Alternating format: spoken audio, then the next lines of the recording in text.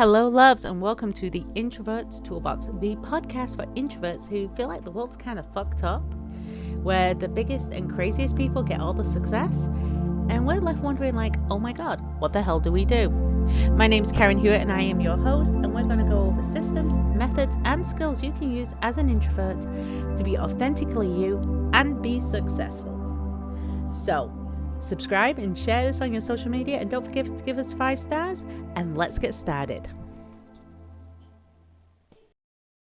Hello, my loves. I am here with Dagmar. Now, a UK-based but Australian motivational speaker and business coach, and she lives a certain motto, and that is that life is not about sitting on the sidelines. If you're going to achieve success, you need to take calculated risks. And as an introvert, I find that really poignant because we're often told to fake it till we make it and just do the things. And I don't think it's about going out there and just doing them. It's about taking calculated choices of where your energy can and cannot go. And you shouldn't have to sit on the sidelines or be someone you're not. I'm really excited to be utilizing her knowledge, belief, and wisdom because she's inspired a lot of people to make constructive changes and transform their lives. Being in business over 18 years, been on speaking platforms globally, USA, Australia, UK. We'll look at some things that will help, embrace some change, improve lives. You're going to find something inspiration here. I'm really excited to talk to Dagmar. I do know there's some really cool things about her, so let's get into this conversation, have a chit chat, and see where we go. Good morning. How are you doing today? I'm awesome. Thank you, Karen, for asking. What about you? Doing great. We're just going to have a chat. I've been looking over everything that you do, and you're all about bringing in some changes. Definitely. Yes. Okay. Transformation. And there's this fine line. Because as an introvert, and you're an introvert too, I found that out when we were chatting. Yes. We're often told to pretend to be someone else to be successful. The fake it till you make it. Just go do it. Just get it over with. Just get over yourself. And we're pushed into this extroverted bubble. I'm someone who doesn't believe that we need to be inauthentic to be successful, but we do need to transform into our best version of ourselves. I absolutely love how you've said that. Sorry. I absolutely love how you've said that. I couldn't have put it better myself. So when you're talking to introverts, this is a totally different audience, really, because a lot of motivational speakers do speak directly to the extroverted, the whole, let's just do this thing. Even Nike, just do it. What is it about transformation that inspires you to help everybody? You see, when people use the word transformation, they automatically think it has to be this big thing. And it doesn't actually. Transformation can come in many forms. And often it is with baby steps. There is a reason why there is that saying, the journey of 1,000 miles started with the first step, because transformation is about taking that first step. And one thing I wanted to add about that, I know I'm an introvert. Once upon a time when I was in corporate world, way back before I started my own business, I did get the MBTI test. And before that, everyone was telling me, you're an extrovert, and who thinks Dagmar is an extrovert, and all that kind of stuff. And there's a part of me, especially when I'm on stage, I can show that extroversion, but the core part of me is the introvert. So I think for an introvert, we can show that extroverted side of ourselves because it's like yin and yang. We all have elements of both. But at the end of a presentation or a show or something that I'm doing that's quite out there, I'm quite exhausted. I need then time to myself. It's like, close the door. Please don't talk to me. I just need time for myself. I need a cup of tea, go have a bath, do something just for me. And I think as introverts living in an extroverted world, we really need to honor that. So even if in a workplace we are being encouraged to be more out there, then okay, there's that, but what about the softer skills? What about the softer side of us? And I think that's what you are talking about being authentic. We need to honor that part of ourselves and go and put our hand up and say, well, hold on a sec. I'm never going to be the cheerleader or the person on the front of the sports team or the jock and all that kind of stuff. And that's okay. I think as introverts, we have to say, I'm okay just the way I am. Okay, so I actually think you hit on something really important here. All introverts are shy and they can't do things like go on stage. They can't be that person in front of the room because it's an introvert. They're shy, they're quiet, they're the wallflower. But it's not about what activities we can or cannot do. It's how we rebuild ourselves after we've achieved those activities. Definitely. You speak on stages all over. And like you said, even you get tired. It's like, shut the door, let me read my book and get my cup of tea and let me relax and recharge. Mm-hmm. How do you carve that time out to recharge your battery? Because you're busy, you do a lot of great work. How do you find that time to rebuild before you have that introvert burnout? I'm a firm believer that we make time for what is important to us. So that for me means that when I'm doing a lot, I make sure that in my calendar, as well as all the scheduled regular things that I need to do, is also scheduled me time. And if someone says to me, oh, you need to book a meeting at 12 o'clock because that's all you've got left, like noon, I'll go, that's never going to happen because that is me time. 12 to 12:30, I need to have my lunch. I need to take time just to unwind. Don't book that. It's not available. Sorry. And I think sometimes it is about us just saying no. Especially as an introvert, we need to honor ourselves because our health has to come first. So being an introvert, as you said, it doesn't mean that we can't do things. It's just that how we react to things is slightly different. So that means that our reaction and our follow-up from that needs to be slightly different. And that means blocking out time for yourself. I love that. I put scheduled time on the calendar for me. This is, I'm sleeping, I'm eating, I'm relaxing, go away. Exactly.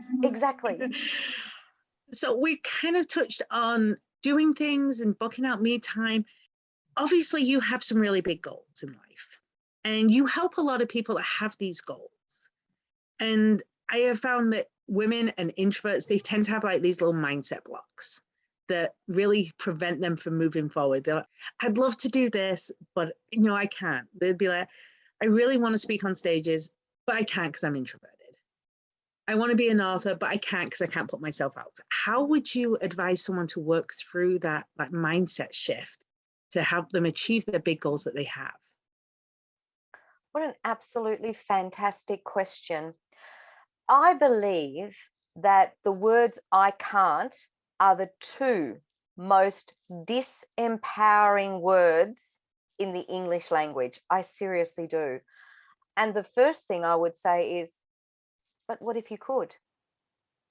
Instead of I can't, and I can't is often a safety zone. Oh, I can't change my job. I can't leave my relationship. I can't move house.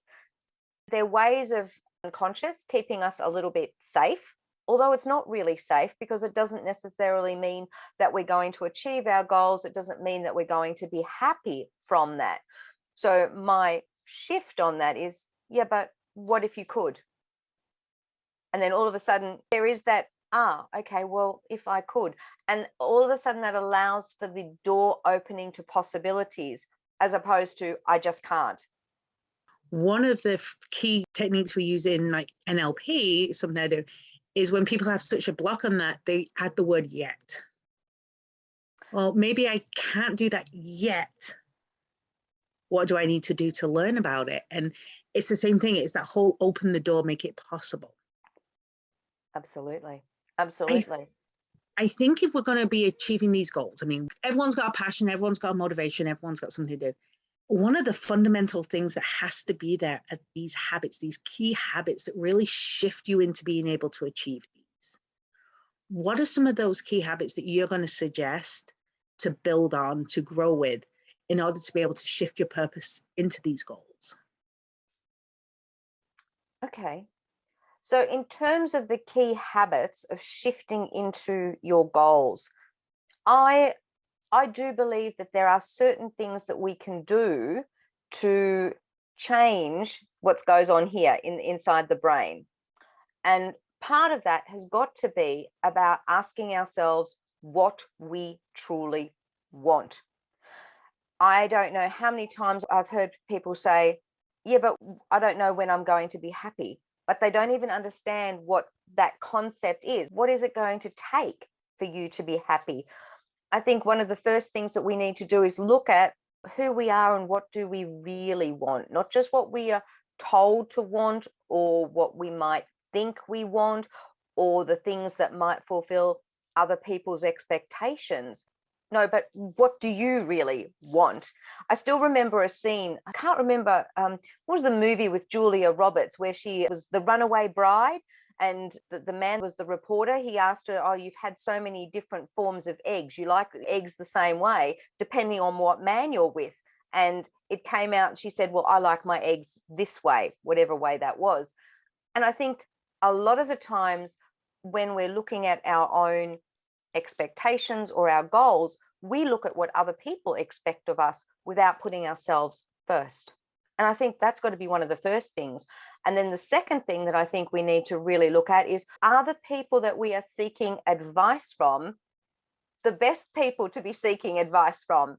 Often we have well-meaning friends around us or well-meaning family who give us advice that's not really the best advice for us. It may be well-meaning. It's like the father doctor who says to his son, I want you to come into the practice with me. You need to be a doctor. But his son doesn't want to be a doctor, and yet he follows in his father's footsteps, but he's not really making himself happy. He's fulfilling his father's wishes. So that's where my second point is, are the people around us giving us the best advice? Surround yourself with the people who really are better qualified to give you that good advice. Yeah, I believe it's Jim Rohn that says you are the product of the 5 people around you. Yes.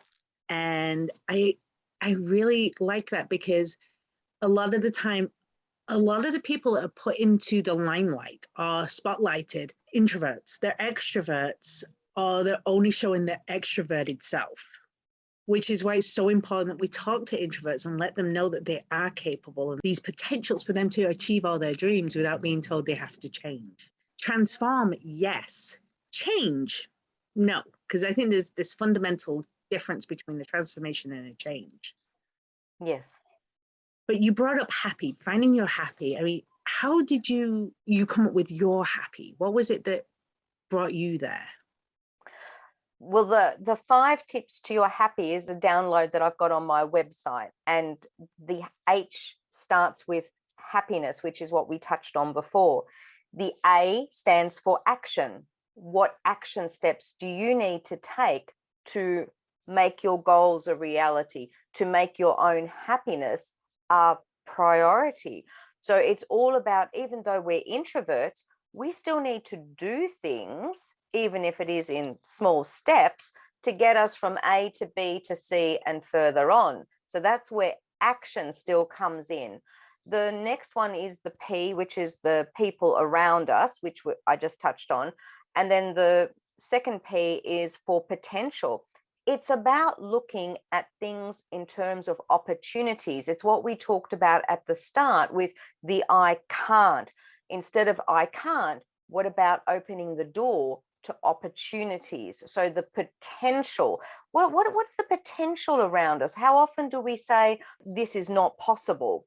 And instead, what we should be saying is, well, actually, there is the potential for me to get a new job that's not so far away, that's giving me better money, rather than me staying in a job that I'm going to be miserable in and that I have to drive an hour to get to.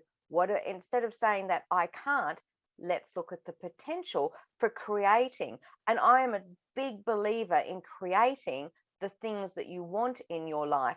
So if you direct your energy towards the potential, guess what? The universe responds and potential starts coming your way.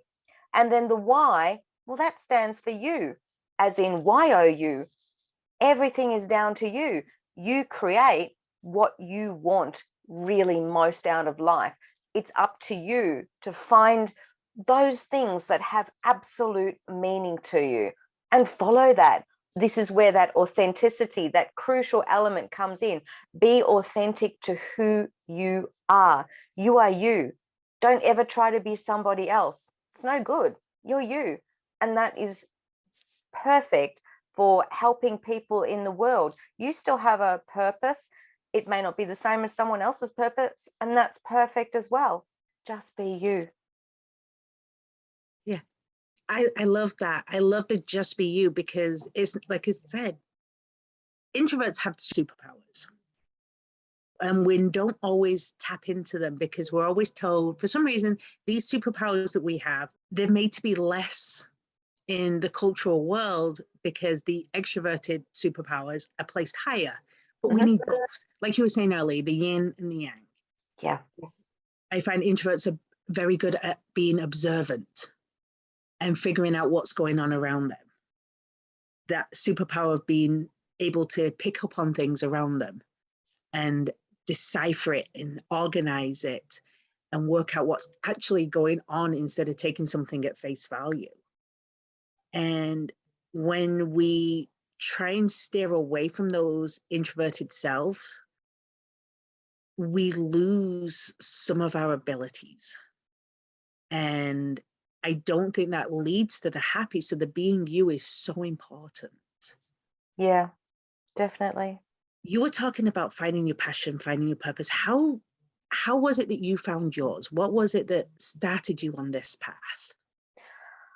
Oh, goodness. Well, I guess I could go back to the time many years ago when I was married to a former husband, and I'd had my kids with him. We had two daughters within close succession, and we were talking about me going back to work potentially. And I said, I think I was 25 when I had my first daughter. So about 26, 27, sort of in between there, because we had, like I said, two daughters in close succession.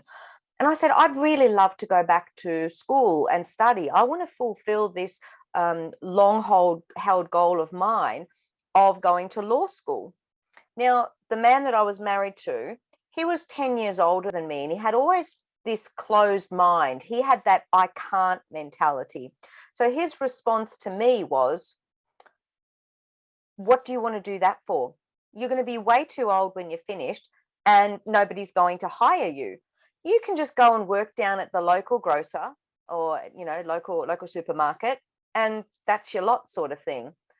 And I'm thinking to myself, there is no way that that's me. I can't honor me doing what you think that should be. And that was one of my aha moments, that I needed to break free of this relationship because I knew that there was so much more that I wanted to do. I knew that I wanted to make a difference to people, even though at that time I didn't quite know what that was to be like. Now, skip forward quite a few years. I was working in patent and trademark attorneys. I was about halfway through my law course, funnily enough, doing taxation. Maybe there's a clue there. And it was on a Sunday morning. I still remember it.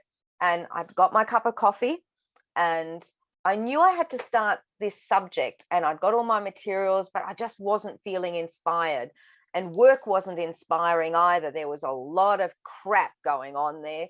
And it was like, this Sunday morning, the birds outside are tweeting, the coffee smells absolutely great. And I'm just thinking, I'm done. I am done. I was done with the patent and trademark firm. I was done with law. It's like, this is not doing it for me.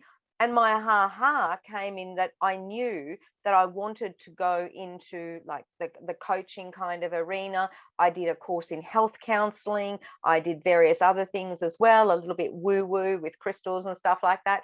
But it was everything that my soul was starting to say to me, this is it. This is the path. as opposed to you being stuck in that conventional law was brilliant. And I always found it quite ironic that I had people coming to me as clients who'd ask me law questions, and I could never quite work out how that could possibly come out in a session.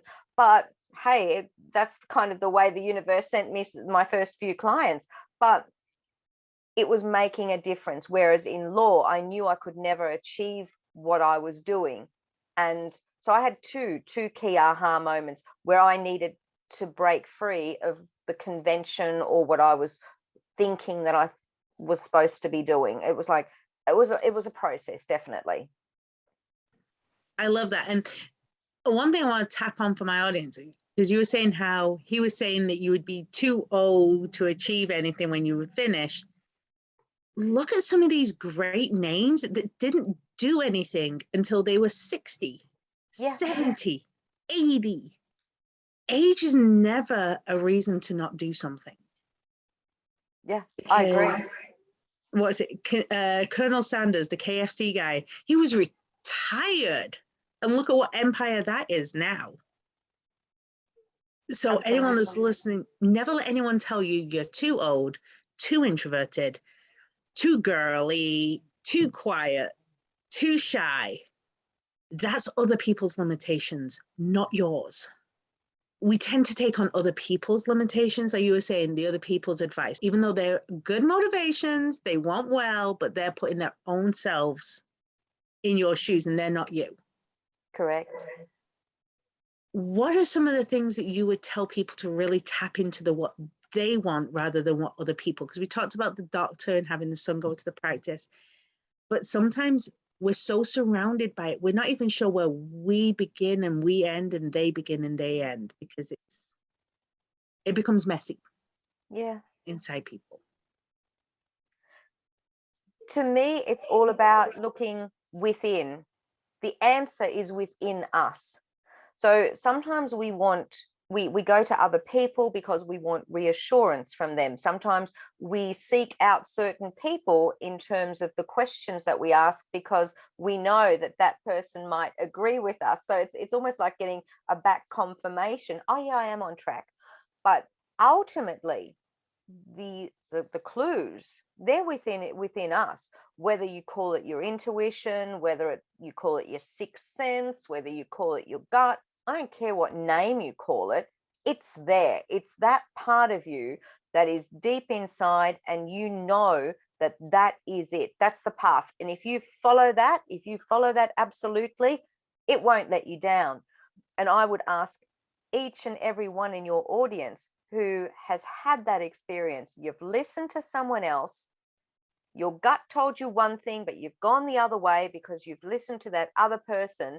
I'm betting that 99% of the time, it didn't go the way you thought it would because you listened to that advice and you didn't trust your gut. So your gut, your intuition, your psychic senses, I don't care, pick a term that works for you.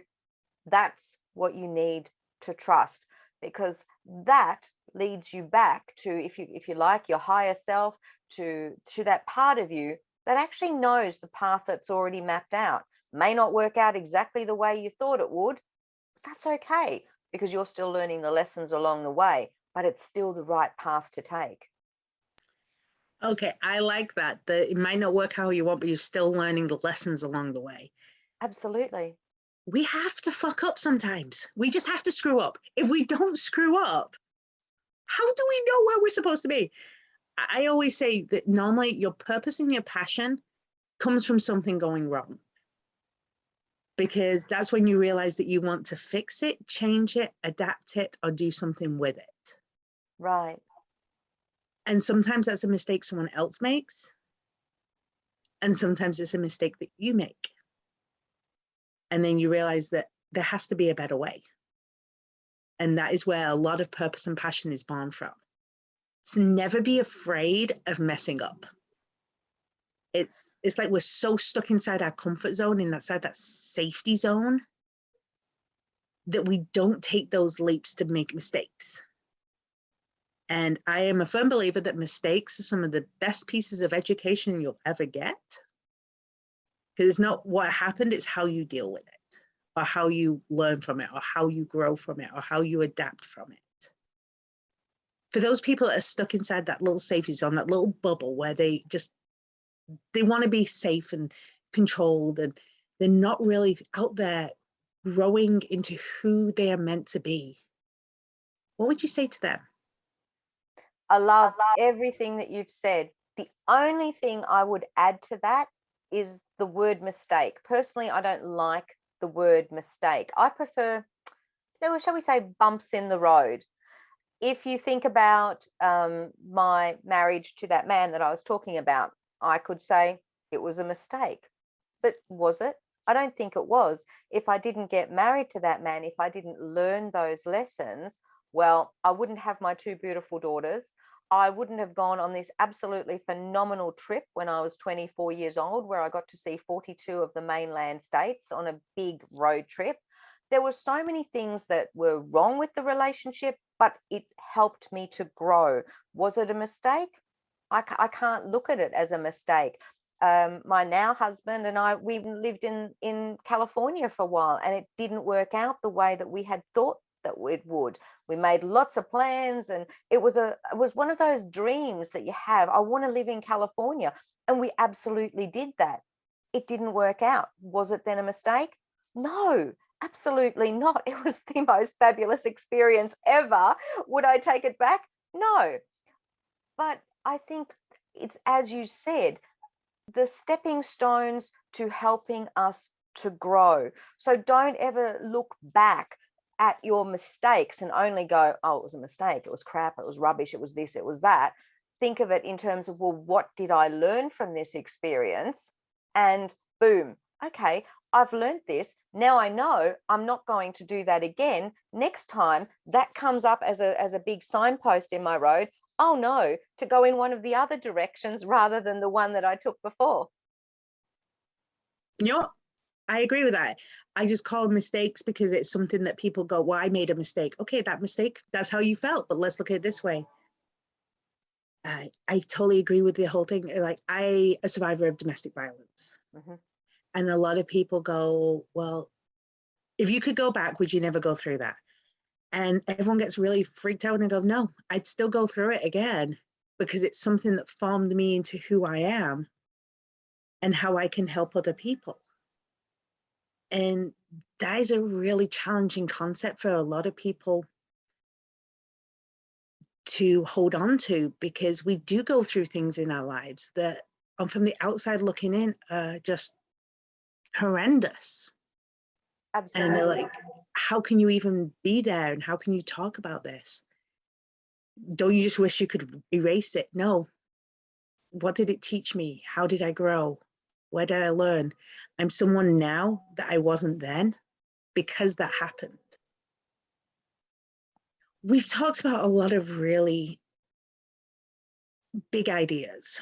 We've talked about a lot of concepts and mindset shifts and even blocks and things to help you develop from this. Obviously, you really dig in a lot of time on it. And you've spent a lot of time developing tools and systems such as the happy. Yeah. If anyone listening to this wanted to find more or go research more on your happy process or get a hold of you in a way, how would they do that? Well, I would absolutely love you to connect with me on my webpage. So if you're looking for the download for 5 Tips to Your Happy, it's on dagmarbryant.com, and you'll find me there, and you can then, that signs you then also up to my newsletter, where I don't hound you, but I definitely send you some wonderful tips on a weekly basis. If you want to connect with me also on LinkedIn, I'm Dagmar Bryant. So I'm pretty sure there's only one of me. It's the beauty of having a unique name like Dagmar. So yeah, absolutely connect with me on social media. LinkedIn is my preferred platform, and I'd love to talk to you there. Awesome. Well, thank you so much for this time. I mean, a lot of insight, a lot of ideas. What is one thing that you've taken away from today that you're going to implement in your life right now? What is that one aha moment? Because you're listening to things to get aha moments. You're listening to things to get ideas, to thoughts, processes. Let us know in the comments, whether it be on YouTube, the podcast, or social media. What was that one moment that made you stop just for a second and think, you know what, maybe, possibly? Because those thoughts are what are going to take you from being stuck to your purpose. And that purpose can fuel everyone. Thank you for listening, my loves. It has been an absolute pleasure. Hear from you next time. And thank you for listening to another episode of the Introverts Toolbox. Don't forget to like and subscribe. And you know what? I want to know, what is one thing you learned today? Is there something that you're going to take and use in your life or your business? Let me know below.